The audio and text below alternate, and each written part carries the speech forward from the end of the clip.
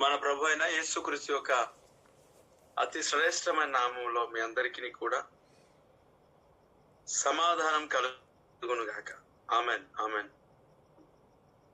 దేవునికి స్తోత్రం, దేవునికి మహిమ. ప్రియులారా, ఈ యొక్క ఉదయకాల సమయంలో సీనాయి పర్వత ఉదయకాల ప్రార్థన కూడిక సమయంలో ఈ దినాన్ని ఒక 15 నిమిషాల యొక్క వర్తమానం ఖచ్చితంగా దేవుడు మనకి ఇస్తాడని నేను నమ్ముతున్నాను. స్తోత్ర ప్రార్థన చేస్తుంటున్నప్పుడు దేవుడు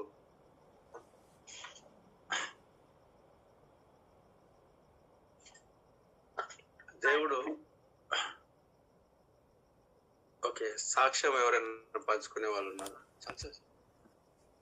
ఎవరైనా టెస్ట్ మనీ పంచుకునే వారు ఉన్నారా?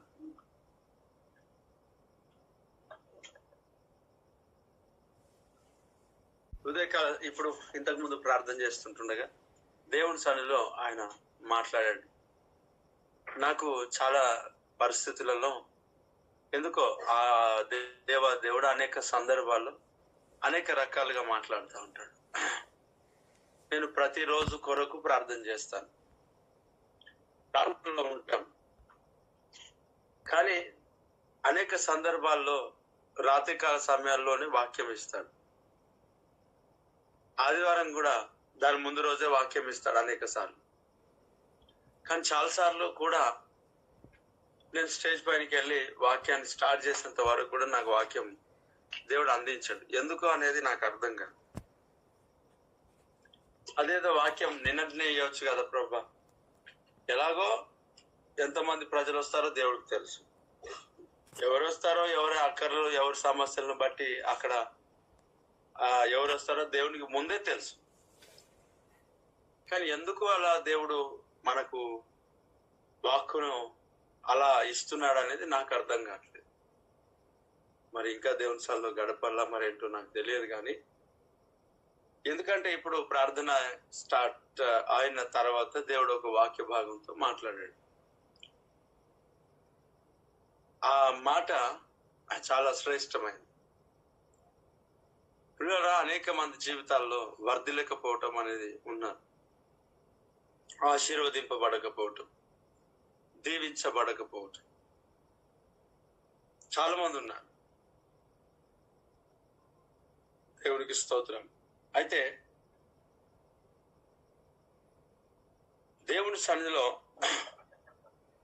అనేక మంది వాడిపోయి ఎండిపోయిన స్థితిలో కూడా ఉన్నారు. చాలా మంది జీవితాల్లో అలాగున ఉండడానికి గల కారణాలు అనేకములు ఉంటున్నాయి. నాకు వచ్చి కొంతమంది కొన్ని విషయాలు వాళ్ళు చెప్తా ఉంటారు. వారికి ఉన్న సమస్యలను వ్యక్తపరుస్తూ ఉంటారు ప్రార్థన చేయమని. నేను ప్రార్థన చేస్తుంటుండగా వారి జీవితాల్లో అనేకమైన విషయాలు నేను కొన్ని తెలియజేశాను. ఇంకొంతమంది జీవితాల్లో ఆశీర్వాదం అనేది వారి సంఘానికి వస్తున్నప్పటికీ చూడలేకపోతున్నారు, మందిరానికి వస్తున్నప్పటికీ చూడలేకపోతున్నారు, ఆరాధనలో గడుపుతున్నప్పటికీ చూడలేకపోతున్నారు. ఇంకొందరేమో దేవుడు దీవించిన దీవెనలను వారికి అర్థం అవ్వట్లేదు.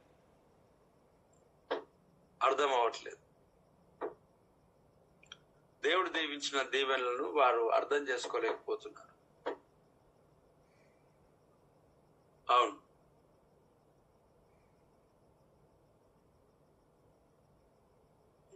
అయితే చాలా మంది ఈ యొక్క పరిస్థితులను అర్థం చేసుకోలేకుండా వారు సాగుతూ ఉన్నారు. ఇంకొంతమందికి కొందరు వచ్చి అంటున్నారు, మీరు ఆ సంఘానికి వెళ్తున్నారు, మీకేం ఆశీర్వాదం ఉంది, మీకే దీవెన ఉంది, మీకు ఈ సమస్యలు ఉన్నాయి, ఆ సమస్యలు ఉన్నాయి, ఈ సమస్యలు ఉన్నాయని ఇలా కూడా మాట్లాడుతున్నారు. ఇలా ఒక్కొక్కరి యొక్క ఆలోచనలో ఒక్కొక్కరు. ఈ మందిరానికి వస్తే కూడా కొంతమందికి ఆశీర్వాదం లేదు. నేను గమనించాను, నేను పరిశీలించాను. నమ్మకంగా వచ్చే వారికి ఎవరికి కూడా ఆశీర్వాదం లేకుండా పోలేదు. ఖచ్చితంగా దేవుడు దీవించాడు. కానీ కొందరికి ఎందుకు బ్లాకింగ్స్ అయినాయి? కొందరికి అన్నారు, మీరు ఆ సంఘానికి వెళ్ళినంత కాలం మీరు అట్లాగే దరిద్రతలో ఉంటారు. ఆ అవతల విమర్శించే వ్యక్తి నా గురించి అనేక రకాలుగా మాట్లాడినారు. అయితే ఈ మాటను బట్టి నేను కూడా అనుకున్నాను, నిజమే అనుకున్నాను. ఎందుకనంటే సంఘానికి బాడీస్ వస్తున్నాయి, వారు హృదయాలు ఇక్కడ లేవు. దాన్ని బట్టి నిజమే, వారి సంఘానికి వచ్చినంత కాలం ఏమాత్రం ఫలభరితమైన జీవితాలు జీవించలేదు. వేరే దగ్గరనైనా అతికితే దేవుడు దీవిస్తాడు. ఎందుకంటే ఇక్కడ ప్రభు సన్నిధిలో ఆయన ఆరాధించేవారు ఆత్మతో సత్యముతో ఆరాధించాలి. వారి హృదయాలు సరిగ్గా లేకుండా వచ్చిన తర్వాత వాక్యంతోనే గొడవబడి, నాతోనే గొడవబడి, తర్వాత చుట్టుపక్కల వారిని చెదరగొట్టాలి, చెరపాలి అనే ఉద్దేశంతో ఉంటున్నప్పుడు ఎందుకు ఆశీర్వదించబడతారు? నేను కొందరిని చూశాను, సంఘంలో ఒక వ్యక్తిని, సంఘానికి నూతనమైన వ్యక్తిని నడిపించేదానికంటే వచ్చిన వ్యక్తులతో దురుసుగా ప్రవర్తించి, మాట తీరు సరిగ్గా లేక, వారి యొక్క ప్రవర్తన సరిగ్గా లేక వచ్చిన వారిని ఆపేసే ప్రయత్నాలు జరిగినాయి. ఒక అభిషక్తురాలు ఉన్నది, దేవుడు సన్నిధికి వస్తూ ఉంటారు, ఎవరు పడితే వారితో గొడవ పడుతుంటారు. ఆ గొడవను బట్టి వాళ్ళు ఆగిపోవాలని ఉద్దేశం కలిగి అలా వెళ్తున్నారా మరి ఇంకోట అనేది మనకు తెలియదు. ఇప్పటికీ 3 గొడవ పడింది ఆ అభిషక్తురాలు. దేవుడు ఆ విషయాన్ని మార్చుడుగా. మరి ఏం చేయమంటారు చెప్పండి? అలా మాట్లాడితే తప్ప వారికి అర్థం.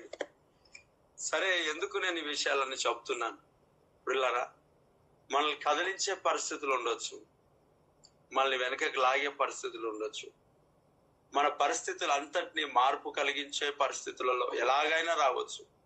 ఆర్థిక సమస్యలు కావచ్చు, అనారోగ్య పరిస్థితులు అయి ఉండొచ్చు, మరి ఏదైనా సరే. ఎస్, అనేక రకాలైన నెగిటివ్ రిపోర్ట్స్ ఏవైనా సరే లోకము శరీరములాగినను లోబడక నేను వెళ్ళెదను. లోకము శరీరములాగినను లోబడక నేను వెళ్ళెదను. యేసు చాలును, హల్లెలూయా హల్లెలూయా. యేసు చాలును, హల్లెలూయా హల్లెలూయా. ఏ సమయమైన ఏ స్థితికైనా నా జీవితములో యేసు చాలును.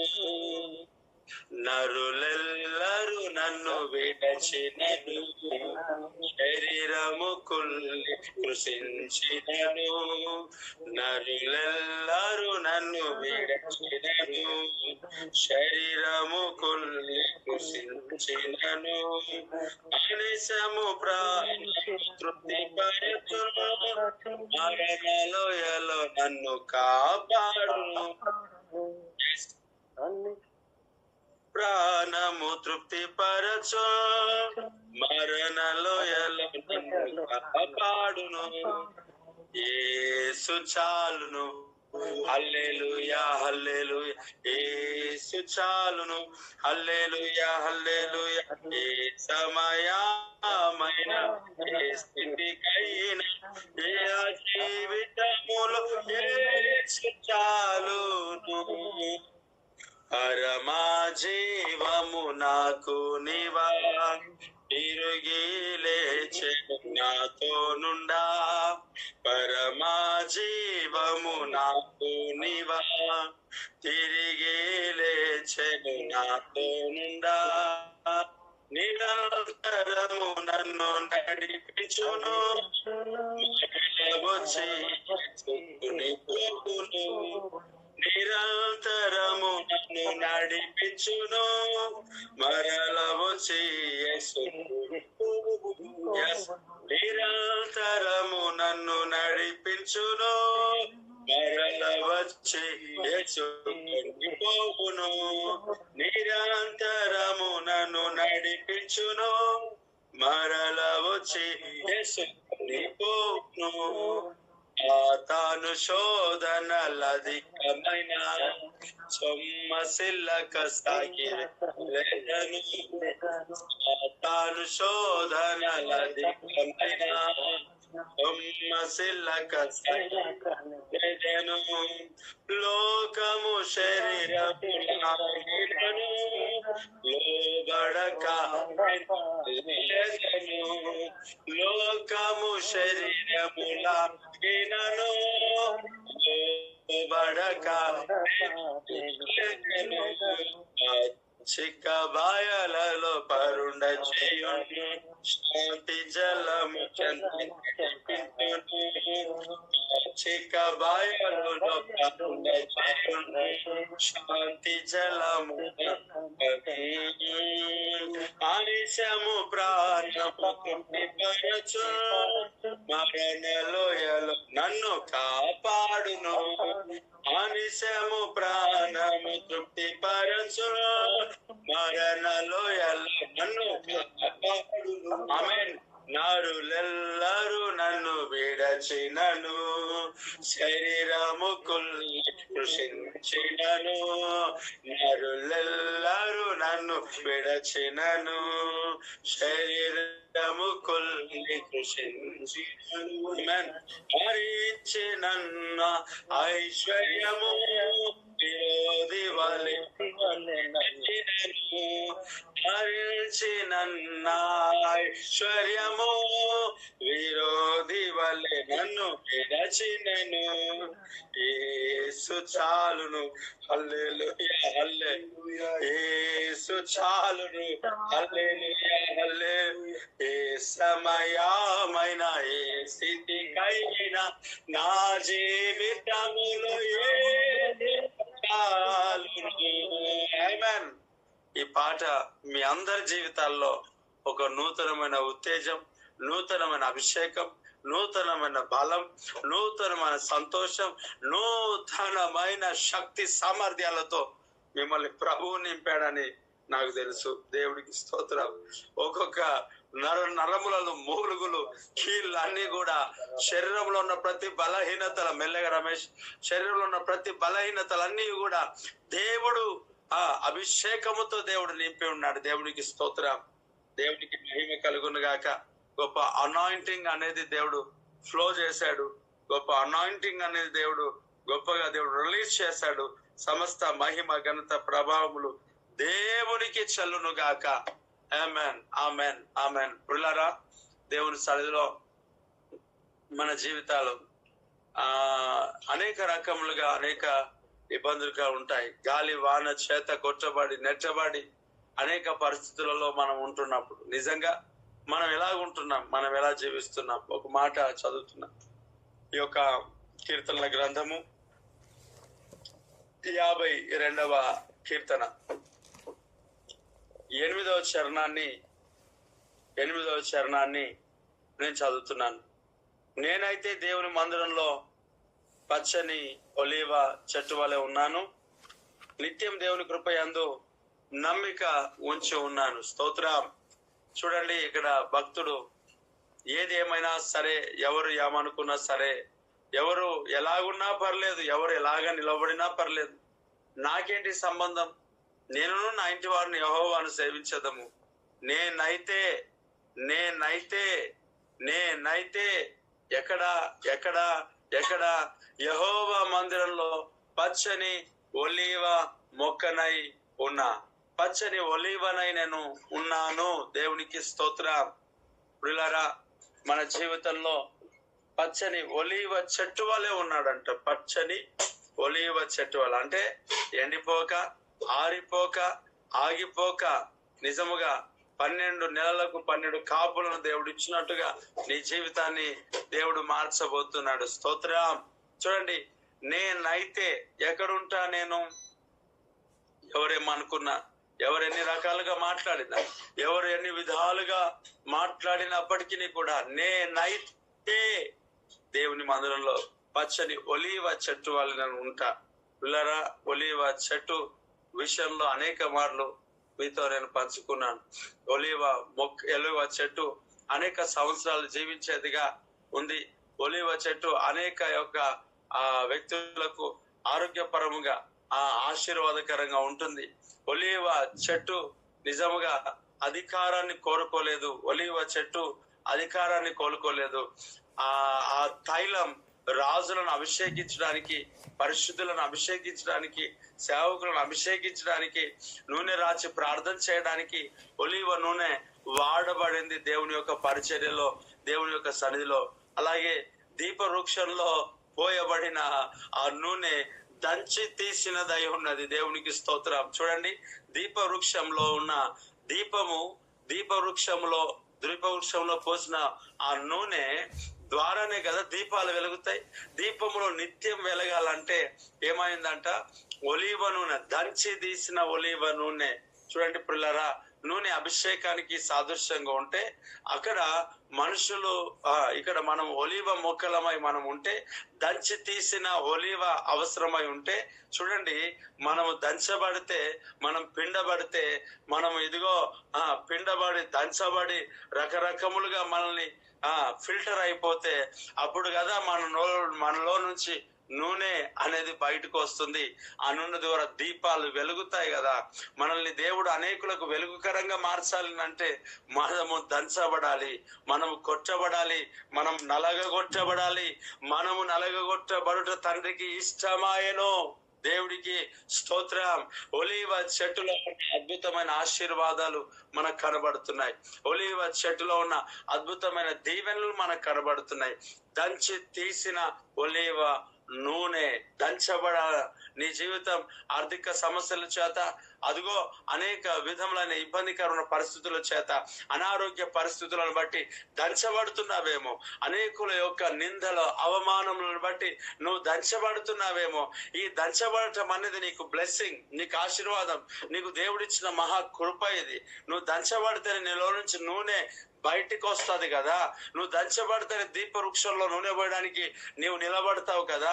నువ్వు ఒక నూనెగా మార్చబడాలి అంటే, నువ్వు అనేకులను అభిషేకములో నడిపించడానికి దీవించబడాలంటే, అనేకులను ప్రభువులో నిలబడేటట్టుగా నీవు ప్రభు పని కొరకు నిలబడాలి అని అంటే, నీవు ఖచ్చితంగా దంచబడాలి, పిండబడాలి.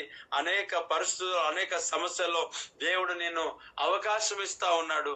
ఎస్, అదిగో ప్రతి ఒక్కరిని, ఇక్కడ గూగుల్ మీట్ లో జాయిన్ అయిన ప్రతి ఒక్కరిని, అనేక బిడ్డలను దేవుడు దంచుతా ఉన్నాడు. దంచి తీసిన అచ్చము మంచి ఒలీవ నూనెగా దేవుడు నిన్ను చేయబోతున్నాడు. స్తోత్రం. అదిగో దైవ జనుడుగా దేవుని యొక్క పని చేస్తూ, ప్రార్థన చేస్తూ, దేవుని పనిలో అలాగే ముందుకు సాగుతున్న ప్రతి ఒక్కరిని దేవుడు దర్శిస్తున్నాడు. దేవుడు బలపరుస్తా ఉన్నాడు. దంచబడుతున్నావు, బాధపడుతున్నావేమో.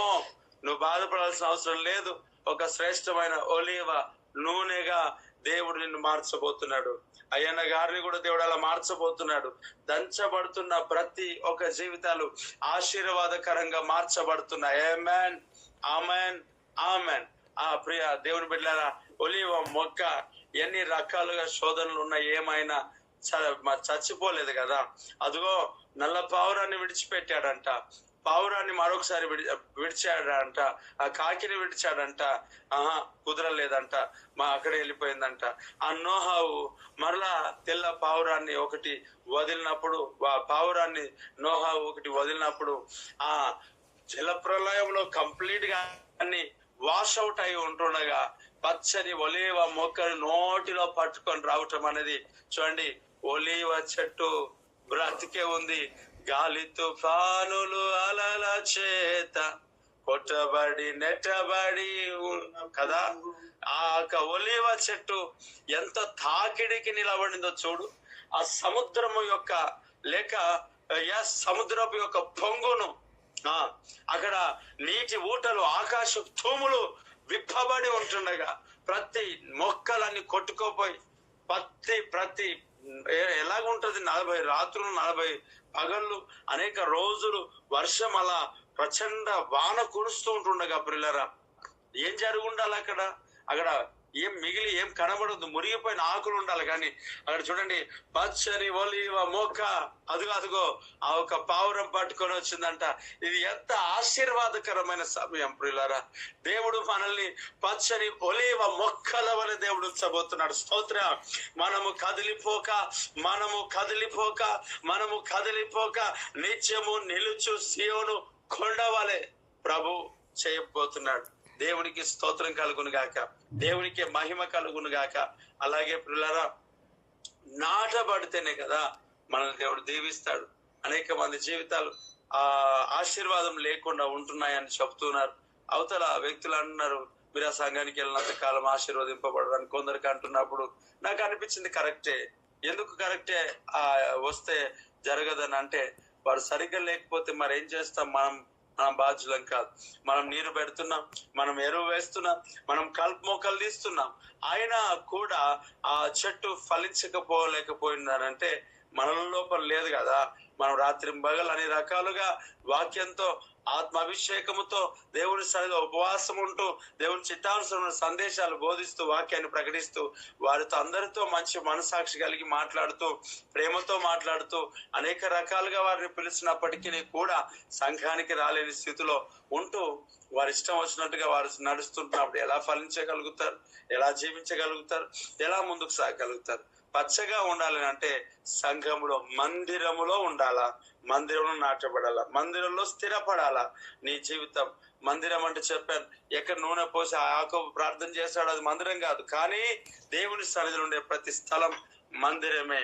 ఇది దేవుని మందిరమే కానీ వేరొకటి కాదు. దేవుని సన్నిధిలో నిలబడి ప్రియ దేవుని బిడ్డలారా ఫలిస్తావు, ఆశీర్వదించబడతావు. అలాగే నీకు భౌతికముగా దేవుని సన్నిధిలో ఆరాధించుటకు నీ కొరకు అపోస్తులు, ప్రవక్తలు ఇదిగో నీ కొరకు ప్రార్థన చేయడానికి, వాక్యం చెప్పడానికి ఉండులాగున ఒక సంఘంలో స్థిరపరచబడి నాటబడాలి. మందిరంలో నాటబడితే పచ్చని ఒలీవ మొక్కగా నువ్వు ఎదుగుతావు, ఫలిస్తావు, ఆరిపోవు, సమసిపోవు, ఎండిపోవు. దేవుడు నీ చుట్టూ కంచె కాపుదల, అదుగో తన సేవకులను ఏర్పాటు చేస్తాడు. సంఘ క్షేమములో నువ్వు ఉంటావు. సంఘములో నాటబడిన ఒలీవ చెట్టు వలె నువ్వు ఫలిస్తావు. దేవుడు ఈ మాటలు దీవెనకరంగా నిన్ను మార్చాడు, ఫలభరితంగా మార్చును గాక. ఆమెన్. సంఘంలో, మందిరంలో నాటబడు, మందిరంలో ఈ పరిచయం నాటబడు, ఫలిస్తావు, ఖచ్చితంగా ఫలిస్తావు. దేవుడు చాలా 100% ఫలిస్తావు. పచ్చని ఒలీవ చెట్టు వలె ఉంటాం. కళ్ళు మూసుకుందాం, అర్థం చేద్దాం. Yes lord.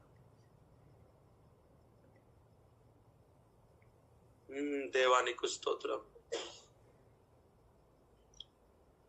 కృప వెంబడి కృపను పొందుచు నీ పాదాల కడవొదిగి ఉండెదను. నీ కృప వెంబడి కృపను పొందుచు నీ పాదాల కడవొదిగి ఉండెదను. నీకై శ్రమ పడుట నాకెంతో మేలాయెను. నీకై శ్రమ పడుట నాకెంతో మేలాయెను. నాకై నీవిచ్చు బహుమతికై, నాకై నీవిచ్చు బహుమతిపై నిలిపేదా. నేనైతేని మందిరమందు పచ్చని హల్లెలూయా స్తుతి నే పాడుచు, పచ్చని ఒలీవ నై. కళ్ళు మూసుకుందాం ప్రతి ఒక్కరు కూడా. మహాగరుడ, పరిశుద్ధ, ఈ మాటలు ప్రతి బిడ్డ జీవితంలో ఫలభరితముగా మార్చండి, ఆశీర్వాదకరంగా మార్చండి, దీవెనకరంగా మార్చండి. గూగుల్ మీట్ లో జాయిన్ అయిన ప్రతి ఒక్కరిని మీరు బలపరిచి, ఆశీర్వదించి, స్వస్థపరిచి, విడిపించి, గొప్ప చేసి, శరీరంలో ఉన్న ప్రతి బలహీనతలు అన్ని సంపూర్ణంగా తొలగించి, అయ్యా ఈ దినమున కావలసిన బలం, శక్తి, సామర్థ్యాన్ని ఇచ్చి నడిపించమని, అయ్యా నీ సాక్షులుగా మమ్మల్ని నిలబెట్టి అన్ని విషయాలు తొలగి నడిపించి గొప్ప కార్యం జరిగించు. ముందున్న సమయాన్ని మీ చేతికి అప్పగిస్తూ నీకే మహిమ, ఘనత, ప్రభావం చెల్లిస్తూ నజరుడని యేసుక్రీస్తును స్తుతిస్తూ ప్రార్థిస్తున్నాను తండ్రి. ఆమెన్. ఆమెన్. చేయబడిన ప్రతి ప్రార్థనను బట్టి